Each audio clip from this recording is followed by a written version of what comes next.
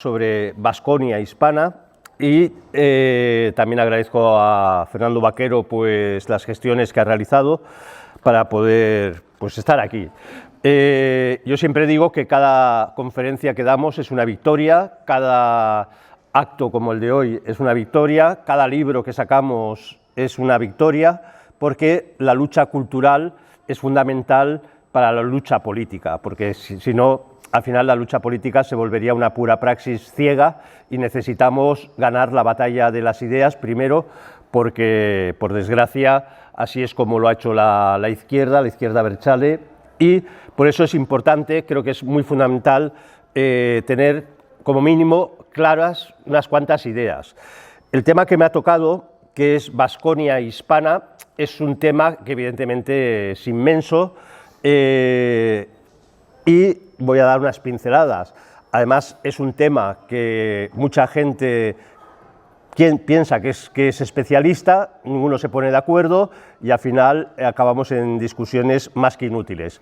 Pero, bueno, con toda libertad voy a exponer una serie de ideas y así quedarnos con la falsificación del imaginario colectivo abertzale, y con argumentos para poder, pues tranquilamente, sin ningún complejo, poder derrotarlos dialécticamente. Hay una obra de Monseñor Zacarías Vizcarra, que es Baskonia españolísima, del cual prácticamente he tomado el título, escrita en el 36, recién acabada la guerra, y yo creo que esta es una obra básica, casi para sabérsela de memoria. Es una respuesta pues, frente a esa cultura del nacionalismo que pretende dar una imagen que no es. Por cierto, Vizcarra fue el inventor, entre comillas, de la palabra hispanidad. Un vasco es el que, frente a la idea del Día de la Raza, dice, no, esto es mucho más que celebrar el Día de la Raza, aquí hay que celebrar la hispanidad. Y luego unos catalanes la empiezan a celebrar en Barcelona y posteriormente se expande ya por toda España. Por tanto, la idea de hispanidad es una idea vasca, es una idea catalana y por lo tanto es una idea profundamente española. Para entender el nacionalismo vasco podríamos hacer decir cosas muy eruditas, pero casi mejor a veces valen más las anécdotas que nos dan ese tic, esa clave, que a veces se nos escapa. Y no se me ocurre otra anécdota que la del hermano de Sabino Arana, Luis, un personaje no tan conocido, pero muy influyente sobre su hermano. Él fue a estudiar a Barcelona, después de muchos años de intentar estudiar Derecho, que nunca acabó Derecho, vivía en una pensión. En esa pensión había una maña de Huesca que se llamaba Josefa Egués Hernández, decidió casarse con ella y, claro, para un vasco casarse con una señora que se llamaba Hernández quedaba muy mal, y decidió volver a su pueblo y llamándola Eguaraz Hernandorena, ¿no? Y entonces ya la cosa ya quedaba muy bien. Claro, a partir de aquí pues ya podemos imaginar que el delirio de lo que es el nacionalismo. De hecho, Luis Arana es el que aprende en Cataluña, en la Cataluña donde ya se está forjando toda la doctrina del racialismo con muchísima potencia, la aprende en Barcelona y es la que se la traslada a su hermano Sabino. Por lo tanto, también podemos decir que este racialismo nacionalista, abertzale, ni siquiera nace en la propia Vascongadas, nace en Cataluña, está llegando desde Alemania, desde el romanticismo inglés. Bueno, y Luis, bueno, se lo lleva para allá. Cuando se celebra el primer Aberri Eguna es en plena República, 1932, y ya se nota que el PNV está intentando crear su mitología propia del partido, idolatrando pues a Sabino Arana, y entonces el primer Aberri Eguna lo recoge la prensa. Ocurre de la siguiente forma, se celebra un día de Pascua, dicen, con toda la intención, la Pascua es la resurrección de Cristo, y también la resurrección, va a ser la resurrección de la conciencia de la nación vasca. Y esto no es por casualidad, sino que es en 1882 Sabino Arana va a tener una iluminación que se la proporciona a su hermano Luis, que ahora lo explicaré y tiene bastante gracia. Pero este primer Aberriaguna consistió en una peregrinación al Sabin Etxea, al primer Batzoki, por decirlo de alguna forma, donde se descubrió una placa que decía lo siguiente: era una mañana del año 1882, bendito día en el que conocí a mi patria y eterna gratitud a quien me sacó de las tinieblas del extranjerismo. O sea, de repente, esto es lo que se llama la iluminación. Sabino Arana no se había dado cuenta que era vasco, ni que pertenecía a los vizcaitarras, pero tuvo esa iluminación. Y esa iluminación, ¿de dónde viene? En realidad viene de Luis, su hermano, porque, según cuentan, Luis iba, la culpa, bueno, ahora digo una tontería, yo digo muchas tonterías en las conferencias, la culpa del nacionalismo vasco la tiene un santanderino, porque iba Luis Arana y llevaba una insignia fuerista, y entonces le pregunta al santanderino: bueno, ¿tú eres fuerista? Sí. ¿De Vizcaya? Sí, sí, sí, sí. ¿Y te sientes español? Sí, sí, decía Luis Arana, sí, sí, yo soy español. Ah, entonces, ¿por qué los vizcaínos queréis unos fueros y unas leyes diferentes del resto de España? Y entonces se quedó como muy bloqueado Luis, anda, pues no sabía por dónde salirse, fue a ver a su hermano, que estaba tísico, enfermo de tisis, yo creo que eso le afectaba bastante a las neuronas, y le explicó la dialéctica: oye, aquí o somos españoles o somos vizcaitarras. Y entonces esa es la iluminación, esa es la gran iluminación que desde entonces pues viene celebrando el PNV. Claro, luego explicaremos por qué tiene la necesidad, evidentemente, de inventarse el nombre de Euskadi, Sabino Arana. Pero antes, a modo de reflexión, tampoco quiero ser, digamos, empezar a desmitificar por desmitificar cosas del nacionalismo, pero haremos algunas referencias, pero yo creo que estos tenemos que mantener, digamos, un poco de hilo histórico, que es fundamental para entender todo el montaje teórico del mundo abertzale. Entonces, la primera pregunta es que, ¿qué son los vascos? ¿Eran vascos o eran cántabros, ¿no? Esa es la primera pregunta, ¿no? La teoría de Vizcarra, ese autor que hemos señalado al principio, es que el pueblo vasco es el protopueblo primero de España y por lo tanto el más español, por decirlo de alguna forma, aunque no existía ni siquiera el concepto español. Pero lo que tenemos como fuentes es que los vascongadas o vascos, tenemos que situarlo muy bien geográficamente porque no corresponde a las vascongadas de ahora, evidentemente. Antes de Augusto ya se consideraban como cántabros todo lo que estaba en esa zona, desde Galicia hasta lo que sería hoy Navarra, y se les llamó cántabros, y dentro de los cántabros se dividían en orientales, que serían los más para aquí, y los occidentales, que los romanos no habían acabado todavía de conquistar, con lo cual a los cántabros occidentales ni siquiera les daban nombre porque no los habían conocido, no se habían enfrentado con ellos. En cambio, ya sí sabemos los nombres que se les daban a los pueblos cántabros que estaban en esta zona, ¿no?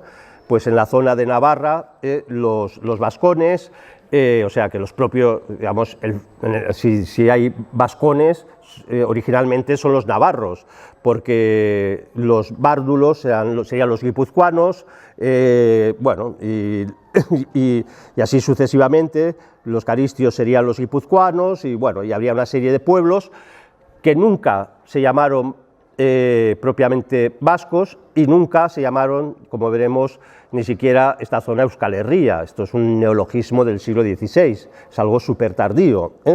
Entonces, bueno, un poco revisando todos los historiadores, Estrabón, las propias obras de Julio César, de la Guerra Civil, de la Guerra de las Galias, pues todo da a entender claramente que se les denominaba cántabros, cántabros, y por eso cuando el pueblo cántabro, entre comillas, vascón, se va extendiendo gracias a la romanización y tiene su capital en Calagorris, que es Calahorra, vamos a encontrar sorpresas. En Calahorra, en Logroño, al lado del Ebro, enfrente de Logroño, hay un monte que se llama Cantabria, y tiene hay unos restos arqueológicos de lo que era una fortaleza, y que dices, ¿qué hace tan lejos de Santander, ¿no?, algo que se llama Cantabria?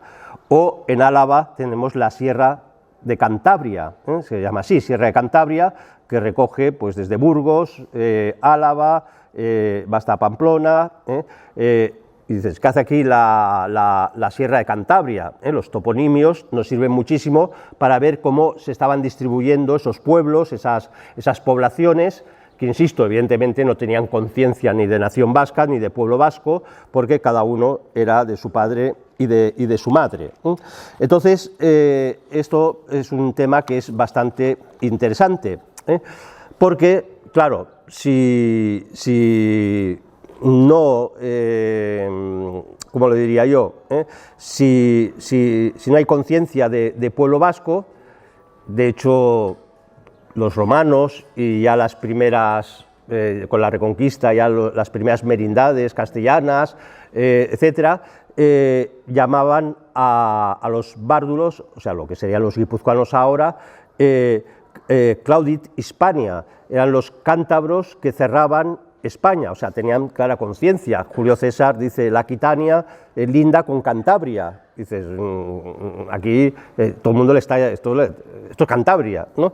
Bueno, claro, como el lío era tal, el pobre Sabino Arana se tuvo que inventar Euskadi, ¿no?, un nombre.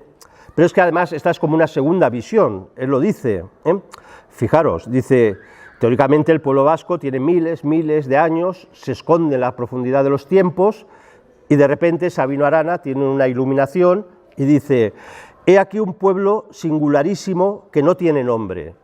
Ostras, somos un pueblo desde hace 1000 años, o 2000 o 100.000 años, y no tenemos nombre todavía, porque claro, están unos que dicen los bárdulos, los no sé qué, y nosotros, y claro, como a él le sonaba lo de Euskal Herria, pero insisto, es un neologismo del siglo XVI, porque curiosamente hasta el siglo XVI, XV-XVI, no se empieza a escribir en euskera, no se escribe, es simplemente hablado, ni hay gramática hasta el siglo XVII de euskera, por lo tanto es súper tardío. Entonces Sabino Arana pues se inventa esa famosa expresión de Euskadi, que no hay por dónde cogerla, porque eusko tiene como una referencia al sol, euski en euskera sería sol, entonces eusko se lo inventa, bueno, Sabino Arana se lo inventaba todo, entonces era del sol que le pone el sufijo di, que refiere a una comunidad, entonces sería la comunidad teóricamente del sol, pero Sabino Arana, que no sabía hablar vasco, sus padres no se lo habían transmitido, por lo tanto no sabe euskera como lengua materna, sino castellano, pues no se dio cuenta que el sufijo di se refiere a una agrupación vegetal, es un ayedal, es un pinar, bueno, entonces eusko, y por gramáticas euskadi, la traducción, con esto se divierte mucho Unamuno, dice Euskadi, que significa literalmente bosque de plantas solares, ¿no? Entonces Euskadi es un bosque de plantas solares, lo cual demuestra o que bien es verdad que son un bosque de plantas solares los abertzales, o que Sabino Arana no tenía ni idea, la más mínima idea de euskera, como luego volveremos a repetir. Piensen que los mitos que se han ido haciendo sobre el euskera llegan a tal nivel que es insospechable. No tenemos tiempo en esta conferencia, todos han oído o han visto una película de un hecho real, que son como para que los japoneses en la Segunda Guerra Mundial no desencriptaran los mensajes, utilizaban a los indios navajo, y la lengua era tan complicada que se quedaban descolocados. Pues el nacionalismo vasco hizo correr que en el desembarco de Guadalcanal se utilizó el euskera para despistar a los japoneses, y además inventan un tal Frank Carranza, que evidentemente no hay ningún registro histórico de que este tío existiera. Pero bueno, queda fantástico que gracias al euskera se ganara la Segunda Guerra Mundial como legitimación de que el propio partido, el PNV, cuando ya ha perdido la guerra, una sección pues se va a ver si se alía con Hitler y a ver si Hitler les promete el protectorado que los ingleses le habían negado, ¿no? Esto es evidente. Bueno, podíamos seguir hablando. Hay un mito que es el mito del vasco indómito, ¿no? Nunca fuimos romanizados. Esto es absolutamente falso porque todos esos cántabros orientales que vendrían desde la frontera de Vizcaya con Cantabria hacia Navarra, pues evidentemente fueron profundísimamente romanizados, muy romanizados. Por cierto, a veces uno cae en la tentación de cuando ve el equipo del Atlético de Bilbao, como va de rojo y blanco, dice, bueno, pues mira, me reconocen su sentido cántabro.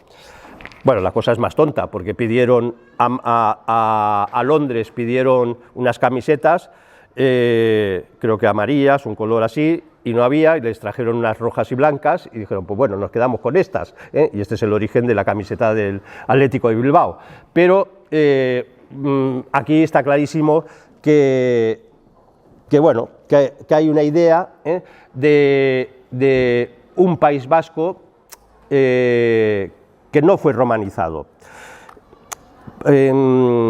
Evidentemente fue romanizado, como decía, tan romanizado que posiblemente supone el sustrato hispano-romano más potente que muchas otras partes de España, porque cuando llegan los godos, que los ven como arrianos, extranjeros, pues los vascos se levantan contra los godos. De hecho, los reyes godos, cuando juraban su cargo de rey, pues siempre decían, o en las crónicas ponían, dominaron a los vascos, porque había una especie de decir, todos los vascongados siempre están en guerra contra nosotros, pero no estaban en guerra por defender su nacionalidad vascongada, que no tenían conciencia de ellos, sino porque tenían conciencia hispano-romana, y los godos eran unos extranjeros, arrianos, no católicos, que habían llegado y había que combatirlos. Y el pobre Rodrigo, cuando llegan los musulmanes por el sur, precisamente está combatiendo en el norte a los vascongados. Bueno, esto evidentemente cuando entran los musulmanes y como ya se han convertido los godos, pues hay las alianzas famosas para combatir a los musulmanes, con lo cual también volvemos a encontrar esa idea de reconquista, esa idea de la herencia hispano-romana, que ya la tenían más que asimilados. Como pruebas tendríamos muchísimas, pero ya he dicho se conocían perfectamente los romanos, los pueblos de los cántabros orientales, porque ya los habían romanizado. Los otros que no habían llegado no sabían que existían asturianos, no sabían que existían otros pueblos, porque no habían llegado siquiera. Entonces hay una cosa, como una pequeña anécdota, estas tropas vascas o vascores son utilizadas, están tan romanizadas que Augusto se los lleva como cuerpo de corps para Roma, por lo tanto tenía digamos, sus pretorianos serán vascos, también, por cierto, de la zona catalana, bueno, de lo que luego será Cataluña, y además los utiliza también para defender Roma, por tanto la fiabilidad era total. Y entonces, como estos vascos tenían tanto prestigio, eran los encargados de llevar el lábaro. El lábaro es la bandera, el estandarte romano, y además al que llevaba el lábaro ya quedó por costumbre llamarle cántabrum. Todavía los romanos estaban con esa idea, que estos eran cántabros, y además a los cántabros eran los encargados de llevar el lábaro, el famoso, luego con lo de Constantino se acordarán todos de la batalla del Puente Milvio, que el lábaro de la cruz, que le pone el signo de la cruz, pero antes ya era la costumbre, el que llevaba el abanderado era un cántabro, por lo tanto un vascón, para entendernos. De ahí que el nacionalismo le ha dado unas cuantas vueltas, porque el lábaro lo han querido traducir en lau buru, 4 cabezas, el auguru son esa especie de esvástica redondeada, el sol tal, que realmente, pues si lo estudiamos en serio, llega tardíamente a Álava, pero el nacionalismo se lo ha querido apropiar como un tema de identidad. No está muy claro, porque ya en Jaca, el reino de Jaca, utiliza las 4 cabezas, la auguru, 4 cabezas, el reino de Aragón también lo utiliza, y llega hasta Cerdeña, que todavía es bandera de Cerdeña, que es que se interpreta ya en la Reconquista las 4 taifas reconquistadas a los moros: Zaragoza, Huesca, Tortosa y Lérida. Pero bueno, el nacionalismo aprovecha esta circunstancia.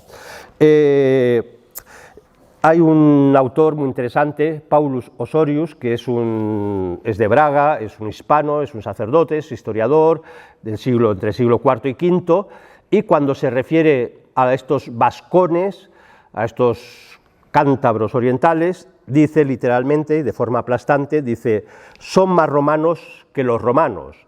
Por lo tanto, el mito de que los vascos nunca fueron romanizados y por lo tanto mantuvieron sus tradiciones, esto no se aguanta por ningún lado. También tenemos el mito de Iparralde, ¿no?, el país vasco francés, porque en el imaginario nacionalista, bueno, esto se lo encuentra uno en todos los nacionalismos que empiezan a finales del XIX, principios del XX, incluso anteriormente, era muy típico que para explicar el origen de un pueblo, sobre todo vascongadas y sobre todo también ocurre mucho en Cataluña, se recurre a el episodio bíblico de Noé, donde Noé tiene 3 hijos, Jafet, Cam y Sem. Entonces unos se van, Sem, pues son los semitas, se van para abajo, Cam a África, y los hijos de Jafet se vienen para Europa, y uno de sus hijos es Tubal. Y pues el nacionalismo catalán pues dice: Tubal llegó a Tarragona, y la prueba es que en la catedral hay una tau, una T, y entonces nosotros somos descendientes de Noé, ¿no? Pero los vascos pues también eran descendientes de Tubal, con lo cual Tubal debía tener muchas amantes, porque hay muchos pueblos. Bueno, dicho esto, claro, la idea del nacionalismo vasco es que ese pueblo que va corriendo, bíblico, y se expande y ya se queda pues, entre lo que serán 2 futuros estados, España y Francia. Bueno, esto no es así, porque no hay constancia por toponimia ni de que lo hubiera, entre comillas, bárdulos o vascones en la zona de la Aquitania, hasta muy tardíamente, de forma muy tardíamente, y es un momento que queda recogido históricamente por San Gregorio Turense en el siglo IX, que se registra por primera vez que son los vascos los que invaden la Aquitania, invaden Francia del Sur, y a partir de ahí ya se instalan. Por lo tanto, el mundo abertzale, que se queja de que son invadidos y que son agredidos y tal, bueno, llegaron ahí a lo que es ahora Iparralde, arrasaron, porque se ve que hicieron una masacre, no dejaron población y se instalaron ellos. Y por eso toda esa zona de la Aquitania se le llama también Gasconia, porque es Guas, en francés, Franco era Guasconia, el Gascón, Por tanto, pero esto es muy tardío, no es que fuera una población primitiva desde el principio de los tiempos ahí asentada, no, esto es una cosa bien estudiada, que ha creado el mito de Iparralde. Otra idea importante, otra idea fuerte que hay que tener es que Castilla nace en Vascongadas. Esto suena muy raro, pero es así. Para entendernos, todavía Castilla no es un reino, Castilla, bueno, ni siquiera es medio condado, bueno, está ahí forjándose Castilla todavía, lo que es fuerte es el reino de Navarra. Y entonces, pero en ese momento ya se van viviendo las invasiones musulmanas, que además iban todas subiendo por el Ebro, y entonces los astures deciden crear una especie de tapón que va a ser Álava, y a partir de ahí, pues cogiendo una parte de Logroño, de La Rioja, Álava, incluso una parte de Burgos, y llegando casi hasta Navarra, se hace una primera hilera de castillos. Esto lo hemos llamado, ellos no lo sabían, no lo llamaban así, la primera Castilla, porque castellus es castillo, en plural castella son castillos, entonces sería como la primera hilera defensiva. Cuando ya han resistido al Islam, se construye más arriba otra línea de castillos, ya tocando Burgos, tocando otras poblaciones, Amaya, etcétera, y esto se le llamó Bardulia, por lo tanto, en honor a los guipuzcoanos, a los bárdulos. Y cuando ya se hace la tercera línea, curiosamente, a la segunda le empiezan a llamar la Vieja Castilla. La primera vez que se utiliza este término de Vieja Castilla es en territorio vasco. Hemos de pensar que se están repoblando la población, se están repoblando las poblaciones, y es evidente que lo hacen con poblaciones vasconas, cántabras, en el sentido que he dicho. Y entonces esto tiene como un sentido muy fuerte, porque Alfonso III, de Asturias, a finales del siglo IX, tiene una expresión en un cronicón, en unas recopilaciones históricas, dice Bardulia, que ahora se llama Castilla, es como diciendo, traduzcamos, entiéndame, Guipúzcoa, que ahora se llama Castilla. Castilla se iba forjando en esos territorios que habían sido poblados, evidentemente, por población euskera, vasca, llámenle como quieran. Bueno, a partir de ahí vienen un complejo sistema de enlaces matrimoniales, que ahora no les voy a complicar, y bueno, al final, entre los asturianos, por matrimonios con alaveses, con bárdulos, con tal, bueno, esto es toda una mezcla de matrimonios, pues aparece ya por fin una dinastía que van a tener como hijos de Alfonso II el Casto, pues a don Ramiro y García. Esto es muy gracioso, porque García, que es el apellido más numeroso de toda España, García viene de Gaztea, joven. García es un apellido vasco, esencialmente vasco. En cambio, por desgracia, creemos que hay palabras que son muy vascas. Agur, agur es un latinajo, agur viene de augurios, de buenos augurios, o sea, como se despedían los romanos. Por tanto, el agur es una prostitución latina invasora del euskera perfecto y puro. Pues bueno, pues García, para que lo sepan ustedes, igual que Lope, viene de la latinización lupo, lobo, Lope, y por eso tantos vascos se llaman López.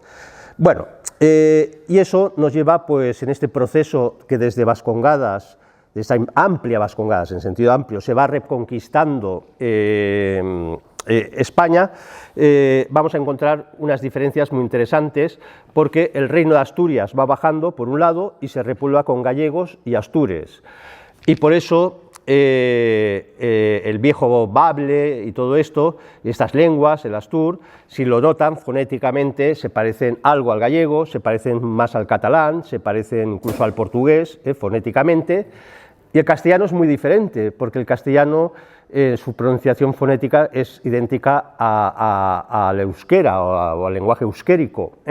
¿Por qué? Porque Castilla, que va bajando, y ya saben que va a haber, pues, una lucha entre León y Castilla, a ver quién tiene el dominio. Primero Castilla es un condado de León y del Reino de León, y luego al final al revés.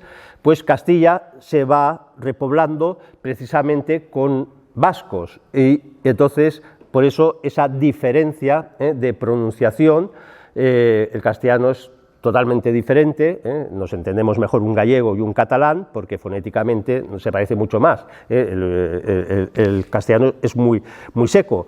Y además prueba de que esa reconquista es puramente, o tiene algo que ver con vascongadas, es porque entre Burgos y Burgos de Osma te vas encontrando poblaciones que se llaman Vascones, Vasconcillos, Villaváscones, Vascuñana, etcétera, lo cual es evidente que toda esa Castilla del norte está siendo reconquistada por vascos, que no se sienten ya vascos en sentido abertzale, se sienten vasco-castellanos, y esto es evidente, como van, y no hay ningún problema. Bien, entonces, por esa época, siglo X, siglo XI, aparecen las glosas emilianenses, muy importante, porque está en La Rioja, en San Millán de la Cogolla, en esa fricción vasco-castellana, donde aparece por primera vez escrito unas glosas en castellano y un romance castellano, y en euskera. El mismo sacerdote que hace las anotaciones a las glosas emilianenses era una persona que digamos era perfectamente bilingüe, por lo tanto tampoco tenemos que creer lo que nos dicen los abertzales, ¿no? El euskera tal y el castellano, no. La única diferencia que el castellano terminó siendo una lengua que se escribía, y en cambio el euskera era hablada y tardó muchos siglos hasta tener su gramática, como he dicho antes, en el siglo XVII aparece la primera gramática vasca, escrita por un vasco y escrita en Salamanca, por cierto, y un diccionario trilingüe, y la primera escrito en euskera realmente es en el siglo anterior, siglo XVI, por lo tanto es muy tardío, pero las glosas emilianenses son muy importantes, Bien, no quiero alargarme, otro punto es cómo se incorpora ya como en nuestro imaginario, las provincias vascongadas, aunque no lo eran, a Castilla, y se hace de forma natural, nada de invasión, nada de Guipúzcoa, todo el pueblo está a favor, primero se parte, porque Guipúzcoa era la frontera entre esa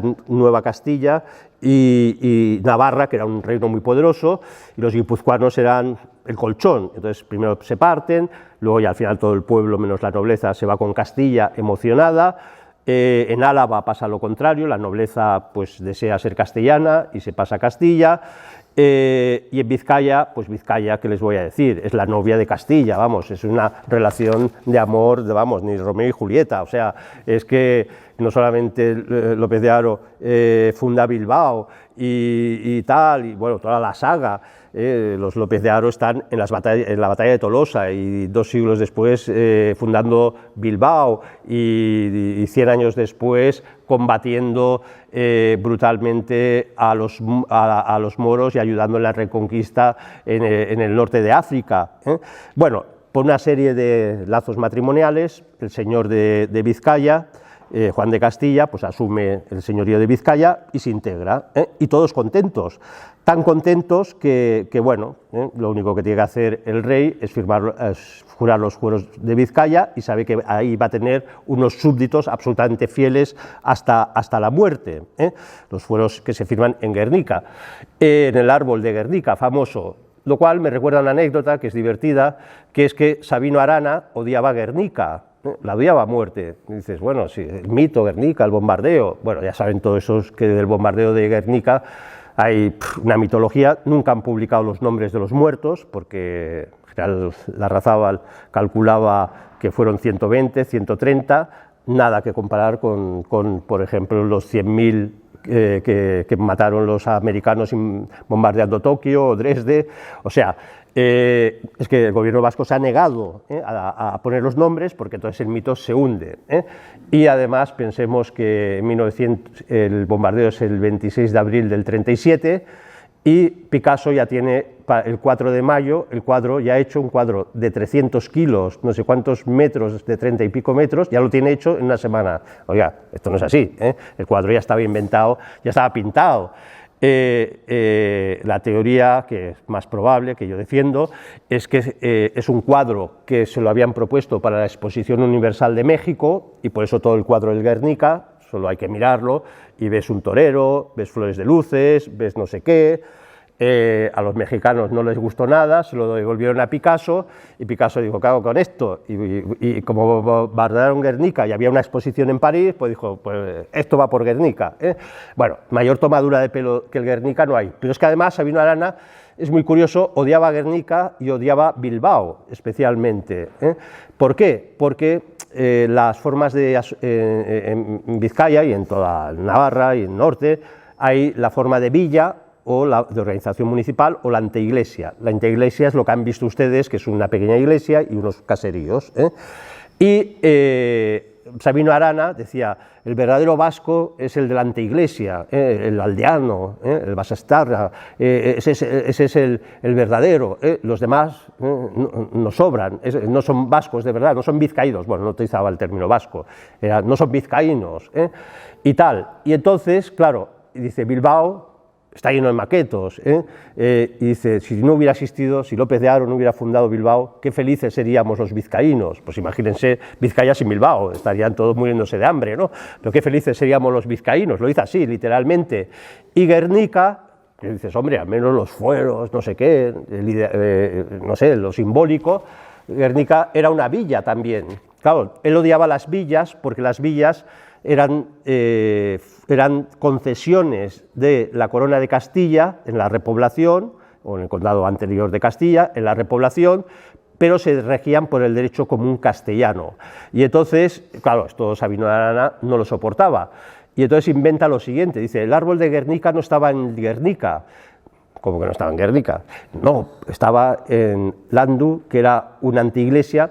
Lo único es que esa anteiglesia ya se había integrado en Guernica, pero no, por suerte el árbol de Guernica no estaba en Guernica.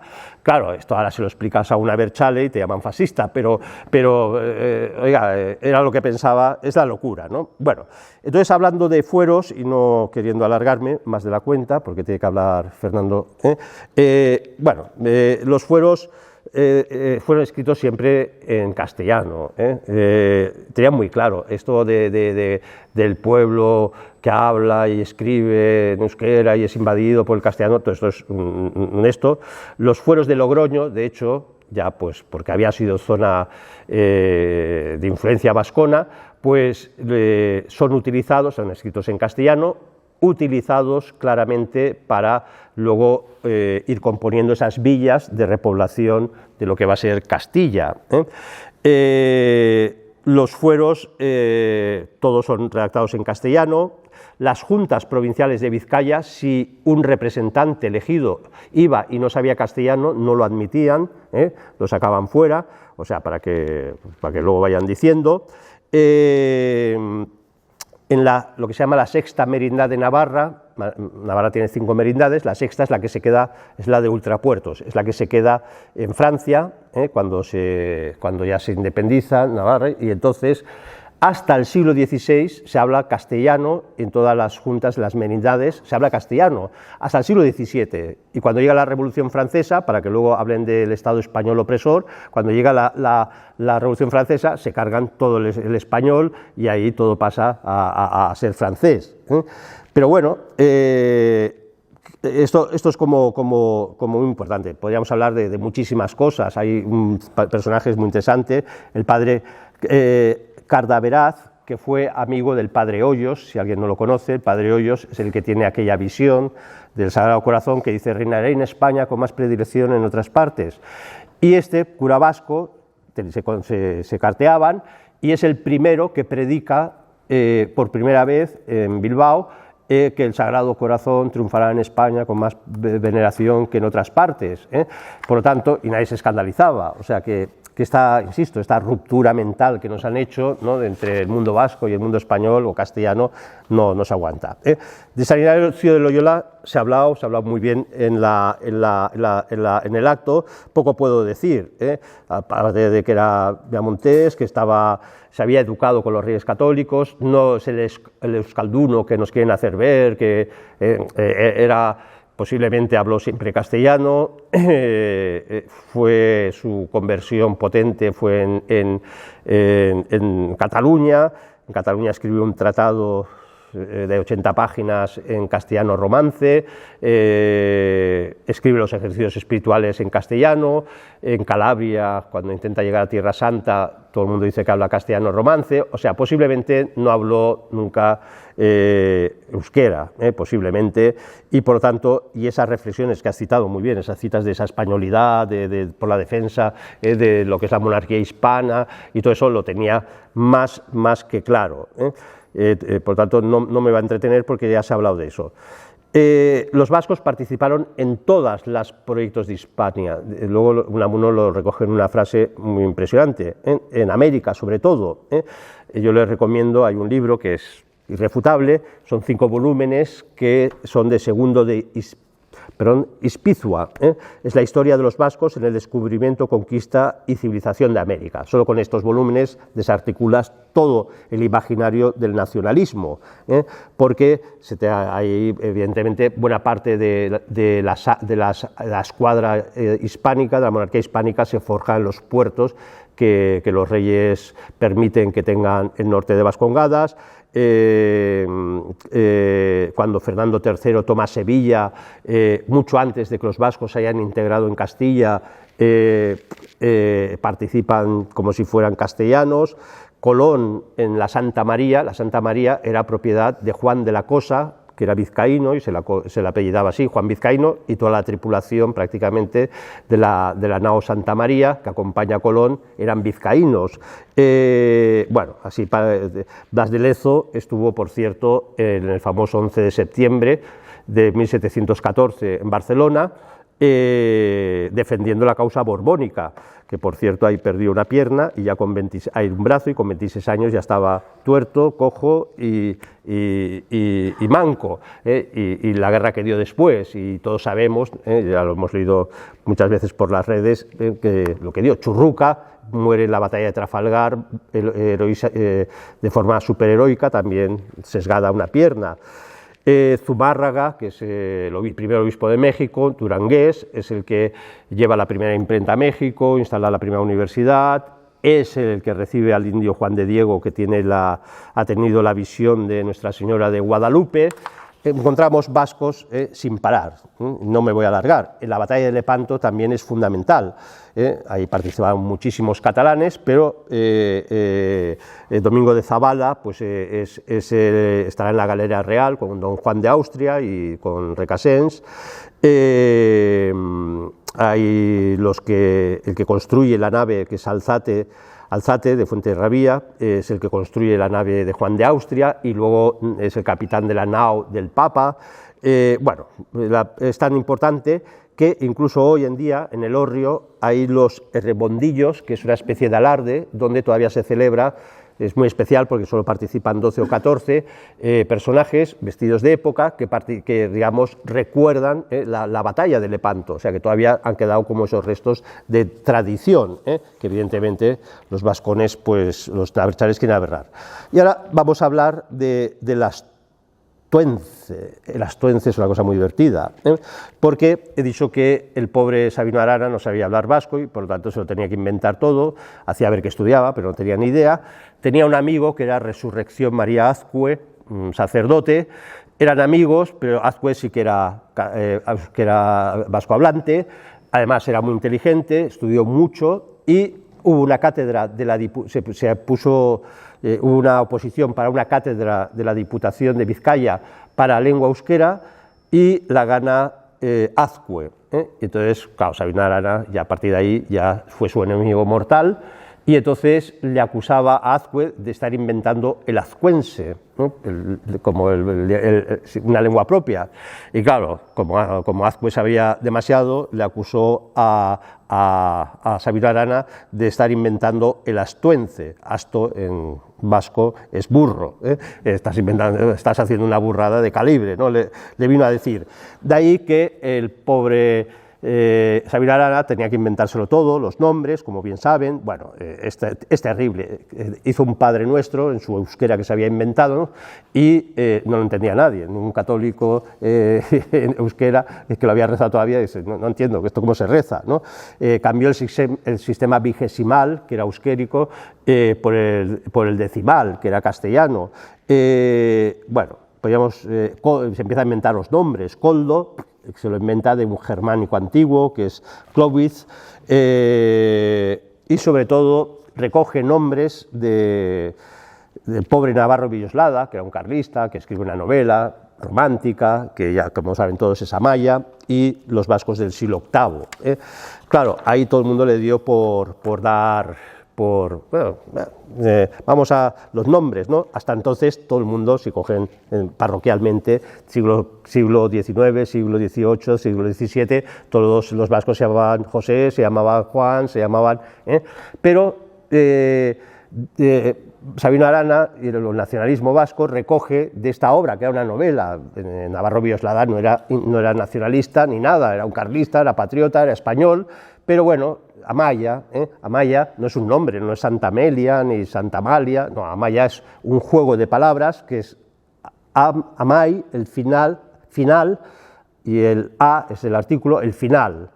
Y hay un personaje que es Esher, que es el principio. Entonces toda la novela es una lucha entre los vascones teóricamente paganos dirigidos por Aitor. De ahí sale toda la mitología esta de los abertzales de ahora, ¿no? Pagana, pero claro, es tremendo, porque Aitor se lo había inventado, ni existía en la mitología ni nada. Y además la novela termina que esta pagana, que es Amaya, que es el fin del paganismo, y se compromete para luchar contra los musulmanes con el líder vascongado, que por cierto se llamaba García, claro, no se iba a llamar de otra forma, ¿no?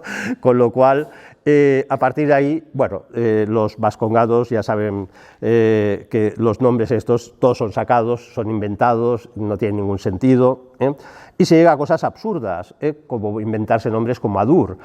Adur, si lo buscan en el diccionario euskera, pone Adur es lerde o Adur significa baboso, y entonces hay gente que se llama Adur, y yo voy a Google a poner Adur Martínez, a ver qué aparece, y no aparecía un Adur Martínez, pero aparecía un Adur Ramírez, que es uno de esos chavales condenados por lo de Alsasua, y entonces yo pensando, hombre, a este chaval le tienen que decir que sus padres le han puesto baba de nombre, ¿no? Que baboso, ¿no? Que alguien se lo diga, ¿no? Porque el pobre debe sufrir mucho, ¿no? Bueno, es evidentemente que todo es una mitología, ya estoy acabando, y entonces solamente pues para que vean alabanzas que los propios vascos hacían a España sin ningún reparo. En el siglo XIV, Pedro Pérez de Ayala, en su historia, es la primera historia así seria de los vascos, que se llama Historia de las Bienaventuranzas y Fortunas, dice eso tan bonito, dice: Dios ha dado muchas cosas buenas a los pueblos, a unos unas cosas buenas, a otros otras buenas, a España le ha dado todas las cosas buenas, Unamuno dice: hemos ido los vascos a todas las guerras en las que había que defender a España. Fuimos y no nos llevaron, fuimos como vascos y españoles, y por eso hay esa famosa imagen de los voluntarios de Cuba, catalanes y vascos, o también en la guerra de 1860, en la guerra de África, con el general Prim, como vascos, catalanes, vestidos con sus trajes propios, pues van a defender España y sin ningún problema, Y ya acabando, pues la última, pues una poesía muy bonita que escribe el secretario de Felipe III, que es un guipuzcoano, Adán de Ayarza y Zubieta, y dice así, y resume un poco lo que es la conferencia esta: O Vizcaya cantabriana, todavía estaba la conciencia de que cántabro y vasco era lo mismo. O Vizcaya cantabriana, academia de guerreros, origen de caballeros, donde toda España mana, del origen de toda España. Pues con esto, pues esa pequeña, digamos, visión de la Vasconia hispánica. Muchas gracias.